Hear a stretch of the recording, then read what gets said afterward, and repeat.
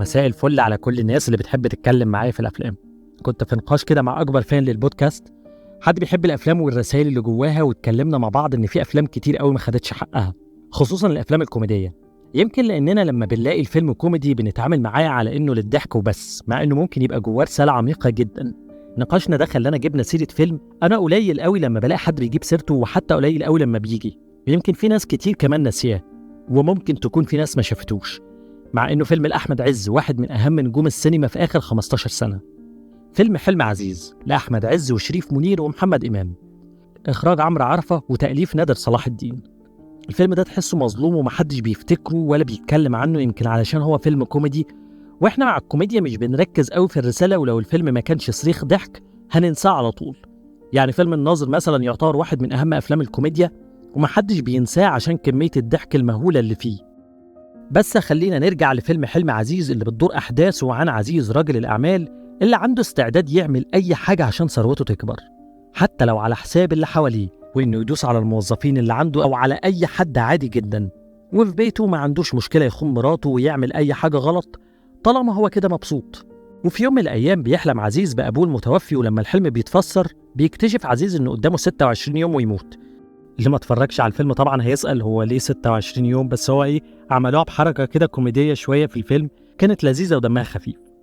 المهم ان عزيز بعد ما بيفسر الحلم ده بتبتدي نظرته للحياة كلها تتغير، وبيحاول يصلح كل الغلطات اللي عملها في حياته قبل ما يموت، ويحاول يتوب عن كل حاجة غلط كان بيعملها، ويفتش في ماضيه عن كل واحد ظلمه أو أذاه. قصة عادية مش كده؟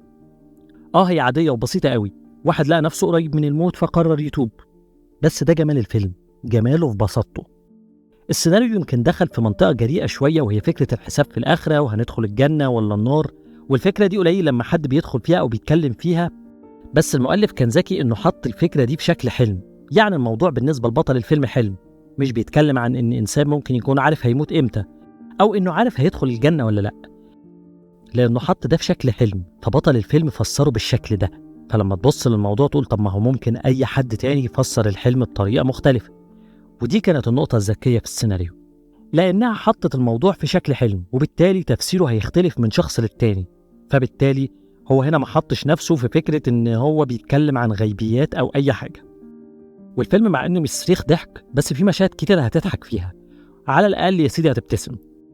يمكن لأن السيناريو والممثلين ما ركزوش قوي في الكوميديا، وما حاولوش إنهم يجبروك تضحك بالعافية، على قد ما كانوا عاوزين يوصلوا الرسالة بأبسط طريقة. طبعا فكرة إن أحداث الفيلم ابتدت بحلم، وفكرة إن البطل فسر حلم استنتج منه هيموت إمتى مش واقعية، بس الرسالة اللي كانت بتتحط من ورا كل ده واقعية جدا، وهي فكرة الثواب والعقاب وأفعالك هتوديك لفين. يعني لما هنبص على الفيلم هنلاقي طول الفيلم البطل ما عندوش مشكلة يعمل أي حاجة حرام، وكان الشعار الأساسي بالنسبة له كواحد عايش في الحياة أنا راجل لعين يا أخي. بس بعد الحلم ده بقى بيخاف من أي حاجة، حتى لما تسبب في إن ناس عرفت الطريق الحرام بسببه بقى بيحاول إنه يخليهم يتوبوا ويرجعوا عن الحرام ده علشان هو كمان ما يشيلش ذنبهم. العبقرية هنا إن السيناريو ده ممكن تمشيه على أي حد. لو في حد عرف هو هيموت إمتى هيحصل له إيه، هيبقى خايف من الميعاد ومرعوب، هيحاول يعمل قبلها كل حاجة صح ويكفر عن كل ذنوبه. وده اللي عمله بطل الفيلم بالظبط. رسالة السيناريو كانت ببساطة إن كل واحد محتاج يفتكر إن في وقت هيتحاسب على أفعاله، هو مش هيكون عارف الحساب ده إمتى، وده لازم يخليه طول الوقت يفكر في اللي بيعمله. من رحمة ربنا إن محدش بيكون عارف الوقت اللي هيسيب فيه الدنيا، بس في نفس الوقت كل واحد بيبقى محتاج يفهم حاجة واحدة، إن مفيش حاجة عملتها في الماضي هتروح. لو أذيت حد أو ظلمته هتتحاسب عليه طالما هو ما سامحكش، ولو عملت خير أكيد ثوابه مش هيروح وهيكون متشلك. إنك تدوس على غيرك وتأذيه عشان توصل لهدفك ده هيخليك طول الوقت شايل ذنبه، لحد ما يجي وقت تتحاسب على الذنب ده. إحنا مش ملايكة وكلنا بنغلط في حق نفسنا أو حق الناس، المهم إننا مهما غلطنا ما ننساش نفسنا، والدنيا تلهينا وننسى إن في وقت هندفع فيه تمن غلطاتنا وظلمنا، وفي وقت هنتحاسب فيه، هنتحاسب على كل حاجة.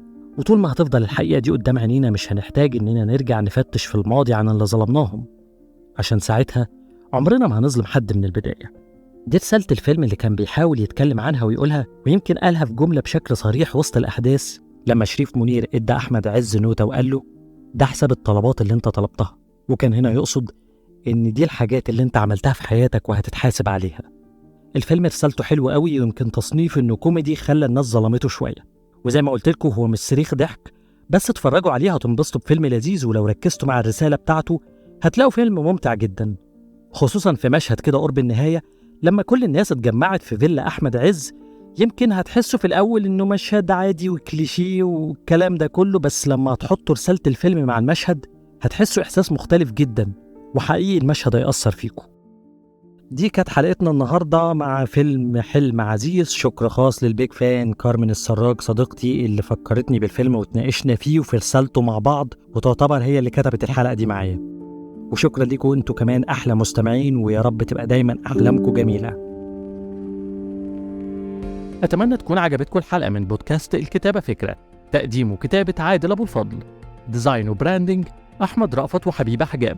تقدروا تسمعوني من سبوتيفاي، أبل بودكاست، ساوند كلاود، بوديو وأنغامي. شكرا لكم على استماعكم، واستنوني في حلقات تانية من البودكاست المفضل لي عشان بكلمكم الكتابة فكرة.